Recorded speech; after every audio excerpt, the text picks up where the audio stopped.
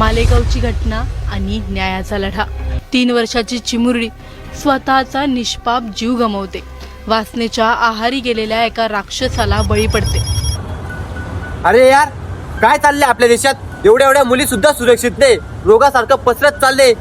कधी थांबणार आहे असं? आज इथे उद्या तिथे, लहान मोठं बघत नाही. कधीपर्यंत चालणार आहे असं? बरोबर आहे. आता या वाढत्या रोगाला लसीची गरज आहे, कारण हा रोग आता मुळापासून संपायला हवा. ते कसं काय? कोणती लस आहे अशी? आहे एक लस, ती 300 वर्षापूर्वी एका राजाने आणली होती. कोणती लस? चौरंग.